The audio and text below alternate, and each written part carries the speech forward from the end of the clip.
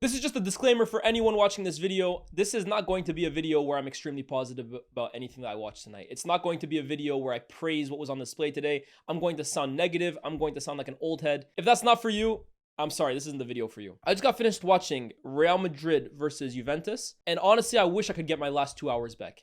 This was so poor for a game that you're expecting so much from. When you turn on your TV on a Champions League night and the game on display is Juventus versus Real Madrid, arguably two of the top 5 European clubs in history. They have a big argument to be 2 of the top 5. You are expecting a certain level. You're expecting a certain level of prestige. You're expecting a certain level of quality, of excitement, of class. You're expecting to watch 2 top teams going at it for 90 minutes. And yet after 90 minutes, I honestly wish I could get my time back. I wish I had chosen a different game to watch tonight.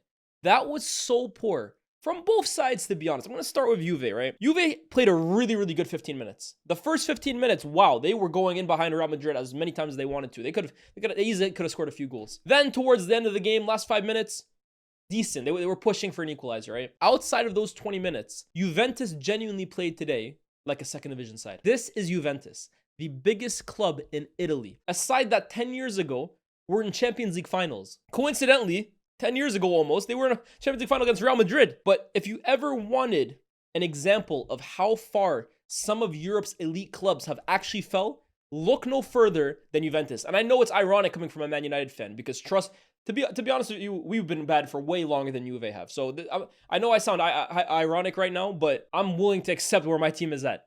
Juve, oh my goodness. And on the topic of Man United, we're crap. I reckon we give Juve a game the way they're playing right now. I reckon we would give them a game. Tonight was so disappointing from not even just the quality on display, because we know Juve are no longer the side that rocked up to the European nights with Pirlo and Vidal and Marquisio and Pogba and Tevez, or even the one with Dybala and Mandzukic. It's no longer that side. We get it. The quality on display these days, you're seeing Lloyd Kelly at the back. You're seeing Weston McKennie in midfield. You're seeing 3 strikers just as bad as the other, David, Vlahovic, and Openda. Poor, but you can have an average side and still go out and play a decent game. The way Igor Tudor is deploying this Juventus team, like, you want to scratch your eyes out. Today is the 7th game in a row where Juve have failed to win in all competitions. 7 games straight without a win after starting the season 3-0. And when they started the season with 3 consecutive wins, I watched that game against Inter that sent them to the top of the league where they won 4-3. And I said it's a big win for Juve, and I was really scathing of Kivu and Inter that day. But I also said in that game, congratulations to Juve. They're top of the league, but I don't give Juve any chance of actually winning the Scudetto. Because the way they won that game, genuinely, they should have paid Sommer off at the end of the game. They were bang average. Honestly, bang average. And when I watched them tonight, at times I'm even questioning, is there even an interest from Juve to partake in the game?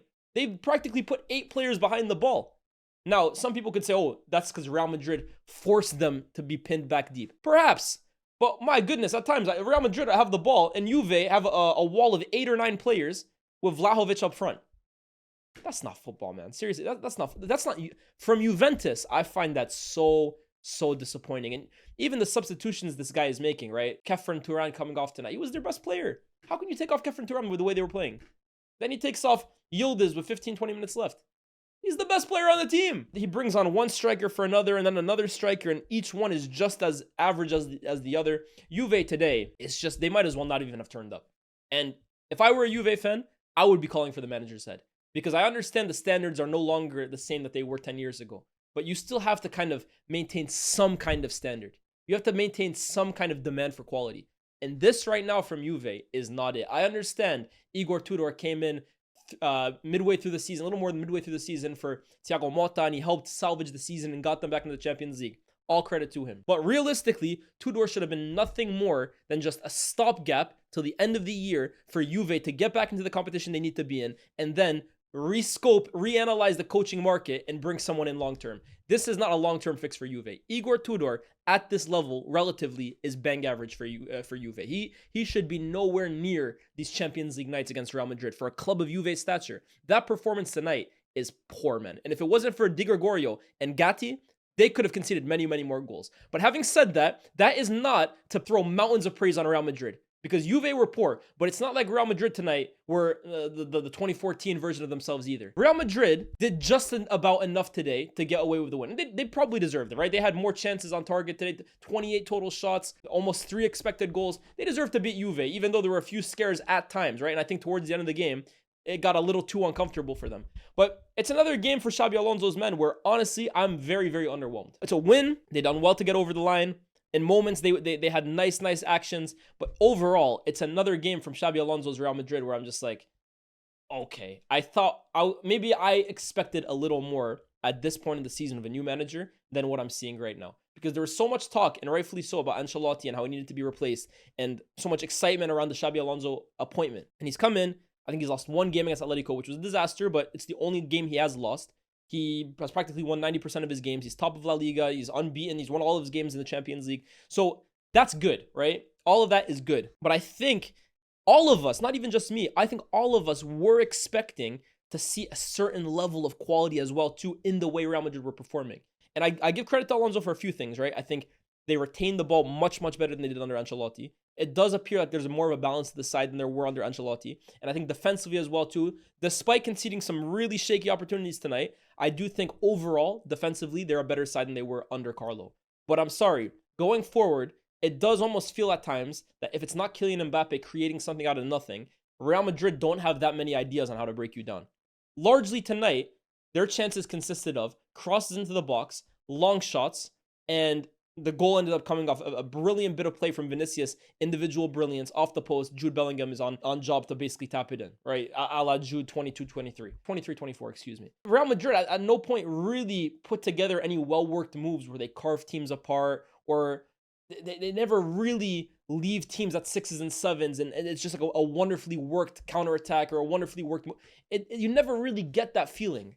And I still feel like I'm waiting to see a vintage Xabi Alonso Real Madrid performance. I feel like they're just about winning games, right? They have a lot of quality. They're better than most sides, and that's enough to get them 3 points on every given day.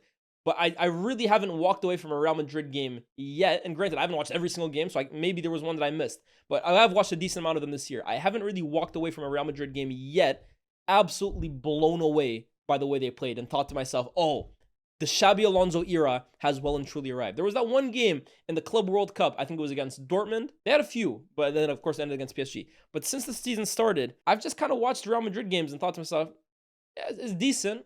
Mbappe is playing out of his mind right now. He's had the best start to his season ever for him. And Vinicius looks better than he did last year, granted. But outside of that, I'm not really looking at Real Madrid being blown away. The player today that impressed me the most has maybe been the player that's impressed me the most all season outside of Mbappe. That's Arda Güler. And then he decided to take him off, and I felt Madrid massively fell off from that moment. Outside of that, again, it's just, for me, underwhelming from Real Madrid. And I look at the Clasico coming up this weekend. And Barcelona have their own issues. Don't get it twisted. It's not like I'm expecting Real Madrid to go into these games like they did last year and get smoked by Barca. I don't think that will happen again. Firstly, because Barca have ridiculous injury problems, but also Barca have their own issues. Defensively at the moment, they got to get their shit together. But this should be a huge opportunity that Real Madrid looks at and says to themselves, first of all, let's get our lick back from last year. Let's get our revenge. But secondly, let's get our first real statement victory under Xabi Alonso. Kickstart the Xabi Alonso era off with a huge win against the big side. I don't think it's happened yet. You can say it's a win against the big team tonight, but this is not going to be on anybody's... No one's going to be talking about this game in 3 years' time as a classic, as a Real Madrid vintage performance. They're not. And I don't think they've had one yet. Granted, it's still early days, and also, I have to say, it's very, very difficult to really look exceptional when a team is defending with 8 or 9, the way Juventus were tonight. But I still get the feeling watching Real Madrid that there are several levels they can still get to. The question is, why are they not getting to that level yet? It's not a question of quality like Juve. Juve, first of all, I think their manager's bang average, and I don't think the team's that great. Real Madrid have quality players, and they have a quality manager as well, too. I fully rate Xabi Alonso. So why does it still feel, watching them, like a bit of a slugfest? Like they are almost going through the motions at times. Is it a lack of intensity at times? Is it a lack of cohesion? I'd love for Real Madrid fans to come in the comment section and explain it to me, because, I don't know, maybe I'm not seeing things the way you guys are, but at the moment, I feel like Real Madrid are just about doing enough to beat teams. But they're really lucky that we're still in October, because if they continue to play like this in the latter stages of the Champions League, I don't think this team is winning the Champions League. I don't. People will say you can never write off Real Madrid in this competition. They're the kings of Europe. They always find a way. We saw last year that's not necessarily true. It's not. When they're flying, yeah, they can beat anybody. But Real Madrid don't have any more of a right to win this competition than anyone else when they're playing this way. And I look at a few teams in Europe right now that I think, oh, you guys really look like bona fide contenders at the moment. And that's PSG, who are, of course, the holders. I look at Arsenal, and I look at Bayern Munich. There's a few other sides that I think can go far and could win it, but they need to fix up massively. Barcelona being one of them. Man City potentially being another one. Liverpool, like those guys, they need to get their shit together. And I guess Madrid as well, too. You have to put in that boat because of how good players they have. But right now, again, I keep them in that tier because those other three sides look a lot better than them at the moment. They look a lot more comfortable in themselves. They look a lot more fluid. They are battering teams a lot more convincingly. I think if Arsenal played Real Madrid tomorrow, I don't think it would be all that different than the result that it was last year. Maybe they don't lose, 5 or 6-1 on aggregate, but I don't really give Madrid much of a chance. That's crazy. That realistically, Real Madrid should be going up against anybody, and I say, yeah, Real Madrid could win this game. I don't necessarily feel that way against the big sides right now. Maybe this weekend is a massive opportunity for Alonso and his men to really kickstart their season, because we know a big win against a rival, especially in the Clasico, that can change everything. But so far, guys, I'm honest with you guys, I'm not impressed. I'm really not that moved. Lastly, I just want to talk about the Endrick situation because I think there was a report this week that came out that Real Madrid are open to kind of letting him go out on loan in January. I think he wants to move at this point, and it's crazy because this was a guy about a year ago, maybe a little more than a year ago. He was considered the next big thing in football, right? Yamal, of course, as well too, but Endrick coming out of Brazil was seen as the next big wonder kid. I was at his Brazil debut against England at Wembley when he scored, right? He scored the winner. The excitement and the buzz around Endrick at that point was ridiculous. People were comparing him as the next Pele. It was nuts. The records he was setting in Brazil for Palmeiras, it was incredible. It's hard to believe that a year and a half later, he is now on the outside at Real Madrid looking in, right? Given the number 9 shirt, got married in the summer. Ancelotti was the guy who didn't really rate him last year. He's gone. You'd think this is a big season for Endrick. And yet, how many minutes has he played this season? I know he didn't even get off the bench tonight. I was actually about to say Endrick hasn't played much this season. He hasn't played at all this season. He has not played a single minute of this campaign. He's got to get out of there. There's still talent there. Football moves quick, and he's very much in danger of almost kind of being forgotten, left behind.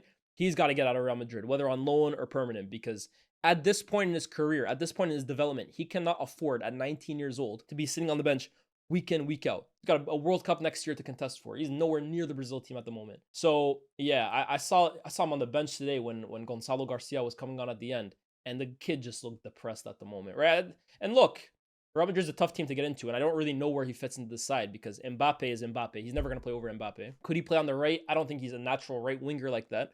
Maybe in a front two, I think he could definitely do damage, but realistically, it's very difficult for him to find a place in this team. And I think it always was going to be when you're signing the same season as Kylian Mbappe. But at this moment, I think Endrick's got to get out of there, man. Endrick has got to get out of there. How do I think Real Madrid could potentially line up this weekend in the Clasico? I see this largely being the same back five because I don't even know what Mendy meant. Nah, this is the back five they'll play for sure. Tchouaméni will play, Goulart will play, and I would probably assume Jude plays as well too. I know he's just coming back from injury, but marked his return fully with a goal. And I thought he was decent at times. I didn't think Jude played an amazing game today, but did enough. Vinicius and Mbappe will play, and I would probably assume Mastantuono plays. So you probably saw the lineup that will play at the weekend against Barcelona. I think the big difference between this game and the game against Barca is Barca will have way more of the ball than Madrid, right? This game, Juve effectively ceded possession completely to Real. This game, Barca will look to dominate. Barca will look to press high. Barca will look to have majority of the chances. And it will be a game where Madrid need to deploy Kylian Mbappe the exact same way they did last season, except he just needs to be a lot more intelligent with his movements than he did in the first game. If so, look, Real Madrid have the weapons to hurt Barcelona. Don't make no mistake about it. This guy has his day, and Real Madrid can defend at a good enough level. Real Madrid could potentially hurt Barca. But when I look at the way Madrid are playing right now, I don't really see a side that are on the verge of some monster class of a performance. I expect this Clasico actually to be a pretty weak one quality-wise compared to the ones we saw last season, especially towards the end. I'm not really expecting to see a classic of a Clasico. I don't think this will be one that lives long in the memory, simply because of the position both sides are in at this point in the season. But stranger things have happened. Let me know, guys, in the comment section down below what you made of Madrid and of Juve. Am I being too harsh? Do I have a point? I don't know. You got to let me know. Outside of those guys, if we look at the other games in Europe, Monaco 0, Spurs 0. I'm happy I didn't watch that game. Sporting getting a big win over Marseille. Liverpool bouncing back after 4 consecutive losses with a huge win away to Frankfurt. I think that's Frankfurt's second successive 5-1 loss in Europe after Atletico Madrid the other week. Chelsea demolishing Ajax. Oh my goodness. Guiu, Caicedo, Fernandez, Estevao, and wow, this game was done in 48 minutes. Oh my god. Ajax had a red card to be fair, but damn. Bayern Munich continue to look like one of the best teams in Europe. Carl, Kane, Luis Diaz, Jackson, business as usual. And Galatasaray, my boy, Victor Osimhen continues his red hot start to the season. So Champions League, we're about 3 games in now, and I think the top dogs are really starting to kind of put some room between the rest of the best of the rest. Let's see how it looks like.